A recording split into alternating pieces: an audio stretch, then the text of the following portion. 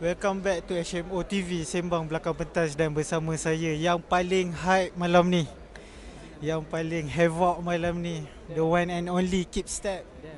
Okay, gila web. Macam mana perasaan lepas kau bantai stage kau?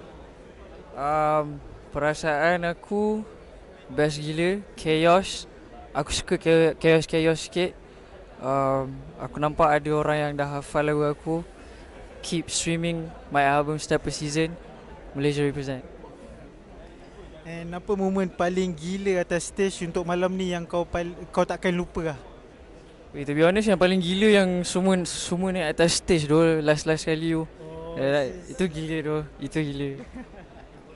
So let's say kalau kau dapat describe dengan satu emoji untuk malam ni, apakah emoji tu? Apa? Kalau kau dapat describe untuk malam ni dengan satu emoji, emoji apa yang akan keluar? Emoji setan purple yang ada tanduk. Oh. Okay, nice. So what's next untuk kau lepas ni yang kau boleh kongsikan dengan fans-fans? Ada album baru ke? Ada lagu baru nak keluar ke? Any show? Okay, lagu baru tak ada lah. Album baru keluar 3 hari. So kita kasih orang layan dulu album tu. And then kita tengok ada projek apa. Tapi selagi korang invest, selagi tu korang akan dapat punya. Betul.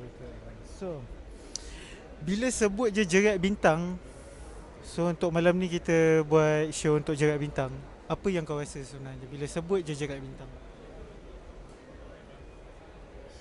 Aku rasa susah gila soalan tu. Like one word yang kau boleh describe bila kau dengar Jerat Bintang. Oh, sejuk. Okay guys, itu saja bersama saya. Sejuk. Keep Step.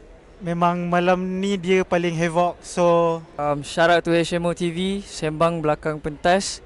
Thank you for keeping up with the local hip hop scene. yeah, nice. Thank you bro.